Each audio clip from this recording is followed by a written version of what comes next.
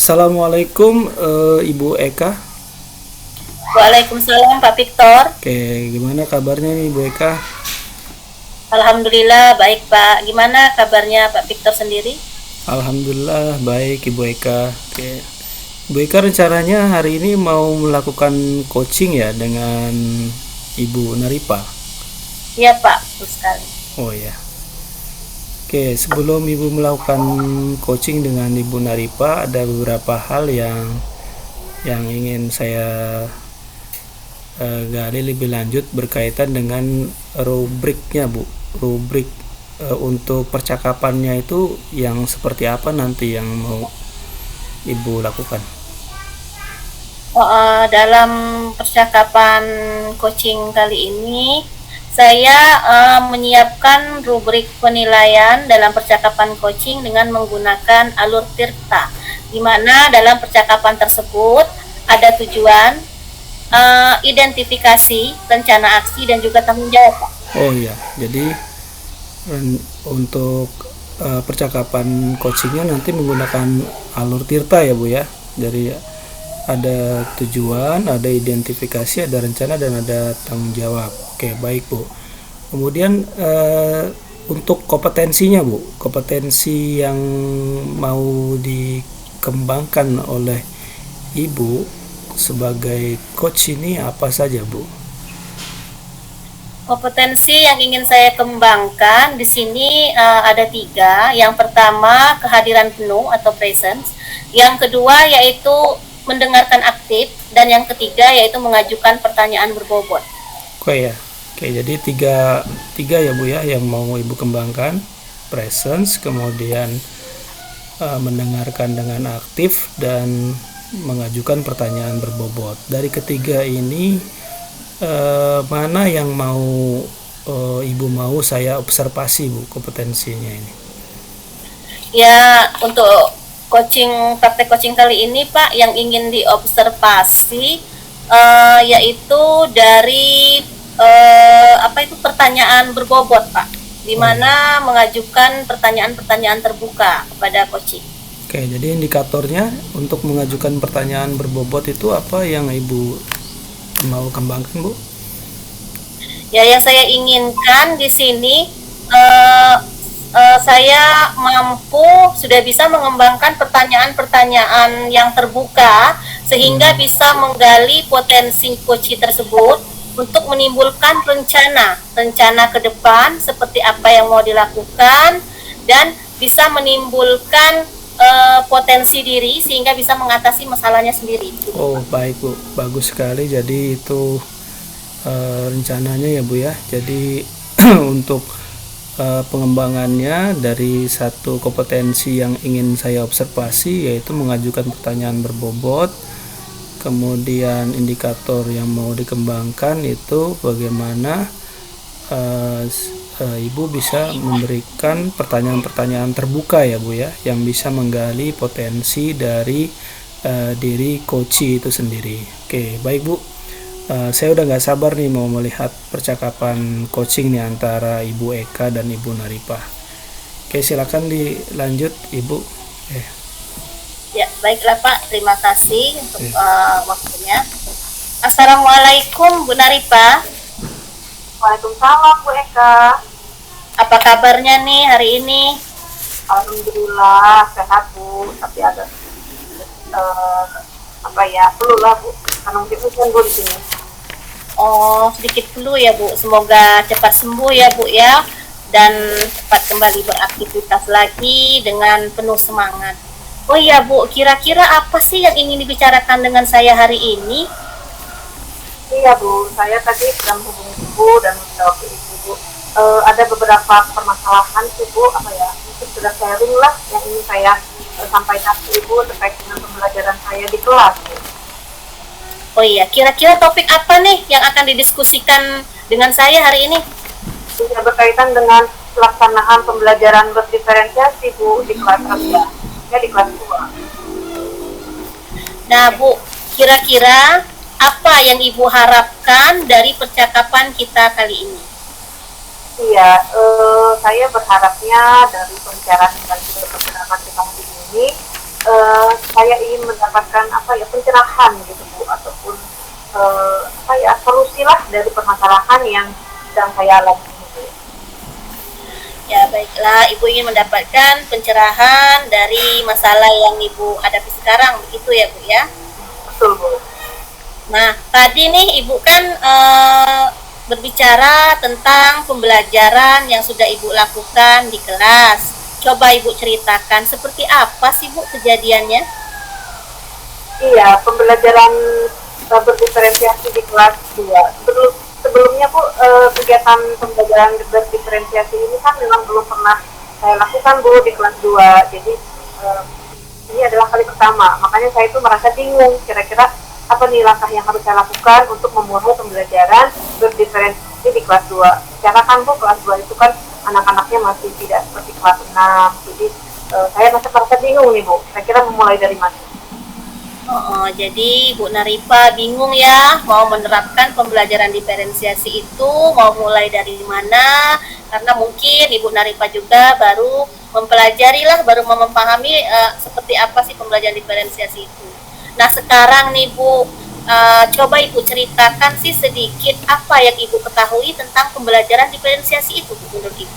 Iya, pembelajaran diferensiasi itu kan Bu pembelajaran yang memang berpihak kepada murid, di mana kita memetakan sebelumnya kebutuhan murid. Jadi kita belajar itu sesuai dengan gaya belajar murid. Ada murid kita yang gaya belajarnya dengan gambar, dengan video, dengan suara dan sebagainya. Nah, itulah adanya pentingnya pembelajaran berdiferensiasi yang harus kita gunakan di kelas. Khususnya kelas rendah yang saya ajarkan. Wah, luar biasa sekali pemahaman Ibu tentang pembelajaran diferensiasi ya. Ibu sudah mengetahui bagaimana cara memetakan kebutuhan murid berdasarkan apa tadi gaya belajarnya ya Bu ya. Nah, sekarang nih apa sih yang sudah Ibu terapkan sebelumnya tentang pembelajaran diferensiasi ini Bu di kelas? Iya Bu, sebelumnya di kelas saya sudah mencoba untuk memetakan pembelajaran berdiferensiasi ini dengan melakukan asesmen diagnosis, di mana untuk mengetahui minat siswa di kelas saya.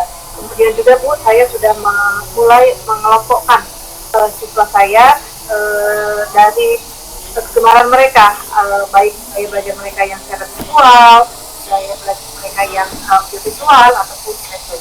Begitu Bu. Oh iya, jadi Ibu sudah menerapkan pembelajaran diferensiasi ini berdasarkan gaya belajar murid. Ibu sudah mengelompokkan murid berdasarkan ada yang visual, ada yang audio visual, ada yang visual, ada yang kinestetik. Nah Bu, sekarang nih yang Ibu harapkan seperti apa sekarang ini? Ya, saya ingin anak didik saya di kelas, khususnya kelas 2, itu melakukan pembelajaran sesuai dengan minat mereka, sesuai dengan gaya belajar yang mereka inginkan, supaya kedepannya mereka lebih mampu gitu Bu menyerap pembelajaran ataupun materi-materi pelajaran yang akan disampaikan oleh guru, tidak hanya saya tetapi juga guru lainnya begitu Bu. Ya, jadi Ibu mengharapkan bahwa akan melakukan pembelajaran diferensiasi ini dan mencapai tujuan yang diinginkan ya Bu ya. Nah sekarang nih Bu, tadi Ibu kan sudah melakukan melakukan asesmen diagnosis ya. Nah sekarang nih Bu, dari hasil asesmen Ibu yang sudah Ibu lakukan tadi, seberapa banyak sih Bu atau apa yang lebih dominan dari gaya belajar anak tersebut, dari visual, auditori ataupun kinestetiknya Bu? Seperti apa Bu? Setelah saya melakukan asesmen diagnosis itu Bu, saya melihat bahwasannya murid saya di kelas 2 itu lebih dominan kepada pembelajaran ataupun gaya belajar dengan menggunakan audio visual, dimana anak-anak lebih suka kalau dia melihat, kemudian juga mendengar. Secara kan anak kelas 2 ya Bu, mereka lebih semangat dan juga lebih senang kalau ada yang mereka lihat, fokus, mereka mendengarkan, jadi mereka bisa pelajaran yang mereka lakukan mendengarkan, lebih cepat dimengerti konsep pembelajaran yang diberikan oleh guru kelas. Oh, jadi dari hasil asesmen diagnosis itu ternyata murid-murid ibu cenderung ke audio visual ya Bu ya. Nah jika ibu nih sudah mengetahui anak-anak ibu itu cenderung pada gaya belajar yang audio visual, kira-kira apa sih yang akan ibu lakukan untuk memenuhi kebutuhan belajar mereka tersebut? Mungkin saya akan mencoba membuat metode pembelajaran dengan menggunakan PowerPoint kali ya Bu. Jadi kan kalau PowerPoint itu kan dimana di situ ada gambar, kemudian ada suara, jadi anak-anak bisa fokus untuk melihat materi pembelajaran melalui PowerPoint yang saya buat. Selain itu juga Bu, saya berencana ingin membuat video pembelajaran yang menarik, yang mana anak-anak bisa antusias dengan materi yang akan saya sampaikan nanti di pelajaran tersebut. Dan mungkin juga saya akan menggunakan referensi sumber-sumber YouTube ataupun referensi sumber-sumber ataupun gambar-gambar lain Bu yang saya jadikan sebagai referensi pembelajaran di kelas nanti. Wah, bagus sekali tuh Ibu Narifa, kreatif sekali ya.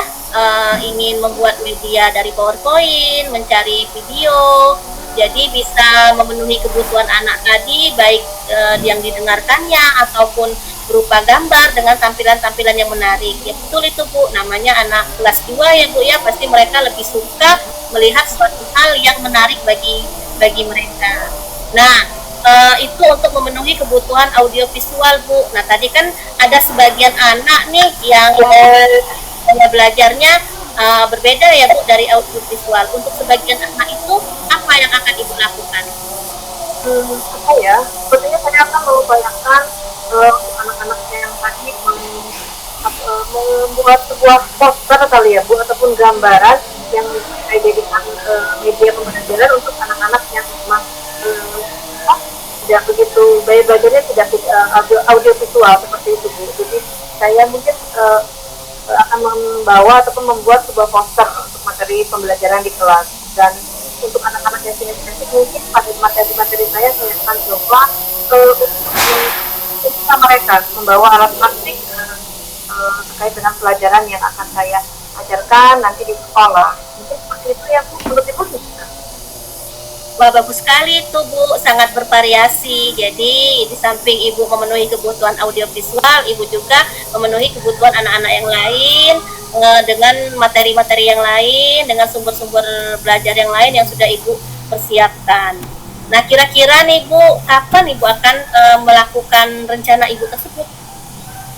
Secepatnya Bu, karena memang sepertinya sih akan saya laksanakan di hari Senin ya Bu, karena memang hari Senin itu adalah jadwal pelajaran saya di kelas 2. Jadi saya ingin secepatnya melaksanakan pembelajaran yang berdiferensiasi tersebut di kelas. Iya, cepatnya berarti Ibu akan melakukan itu secepatnya ya. Kalau menurut Ibu nih, apakah Ibu akan melibatkan orang lain dalam perencanaan ini Bu? Iya Bu, karena seperti itu memang harus membutuhkan pihak lain ataupun rekan guru. Jadi saya meminta bantuan dari wali kelas 2 itu sendiri, dimana kan wali kelas 2 beliau lebih memahami ya Bu terkait dengan kondisi siswa di dalam kelas, karena hanya guru mapel yang dalam 1 minggu sekali bisa masuk ke dalam kelas, sementara wali kelas itu setiap hari. Sehingga saya membutuhkan bantuan dari wali kelas untuk mengetahui kondisi anak. Oh iya, jadi begitu. Jadi Ibu di sini akan meminta bantuan kepada wali kelas anak-anak kelas 2 tersebut ya Bu ya.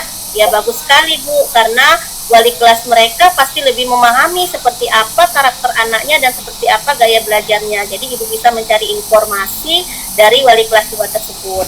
Nah, kalau berbicara target nih Bu, kira-kira untuk menjalankan aksi tersebut butuh target berapa lama ya Bu? Kurang lebih paling lama seminggu lah Bu ya. Oh, jadi target Ibu 1 minggu ya. Nanti bisa Ibu kabari saya ya jika Ibu telah melaksanakan rencana Ibu tersebut dan seperti apa progresnya. Jangan lupa hubungin saya ya Bu ya untuk cerita selanjutnya. Ya baiklah Ibu Narifa, apakah ada yang ingin didiskusikan lagi? Sementara itu nanti kalau ada yang ingin disampaikan dan terkait dengan pelaksanaan rencana aksi saya tadi, saya akan hubungi Ibu secepatnya. Dan Ibu kira-kira ada waktu ya kalau saya ingin. Siap, siap, pasti saya ada waktu, Ibu Naripa, dan saya juga sudah tidak sabar sekali ingin mendengar cerita dari Ibu untuk seperti apa prosesnya nanti. Oke. Ya, baiklah, terima kasih Bu Naripa. Selamat siang. Assalamualaikum warahmatullahi wabarakatuh. Ya, terima kasih Bu. Waalaikumsalam warahmatullahi wabarakatuh.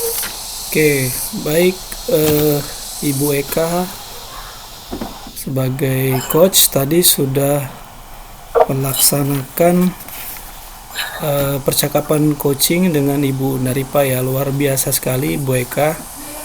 Saya tadi sudah memperhatikan, mengamati. Nah, kalau Ibu diminta untuk menilai performa Ibu sendiri ya, dari alur percakapan yang sudah Ibu lakukan itu apakah sudah dilakukan sesuai dengan indikator-indikator seperti misalnya apakah memang percakapan Ibu sudah sesuai dengan alur tirta, kemudian apakah dalam percakapan Ibu sudah memberikan atau melakukan 3 prinsip dalam coaching ya, prinsip kemitraan, prinsip yang lainnya. Kemudian apakah juga dalam percakapan itu Ibu sudah mengembangkan kompetensi seperti kompetensi hadir ya, present, kemudian mendengarkan dengan aktif dan mengajukan pertanyaan-pertanyaan berbobot. Nah, silakan Ibu untuk penilaian diri sendirinya, Bu. Silakan. Ya, terima kasih Pak. Kalau menurut saya dari alur tadi itu sudah saya lakukan, dari alur tujuan, identifikasi, rencana aksi, dan juga tanggung jawab. Untuk prinsip coaching, tadi di situ saya sudah prinsip kemitraan.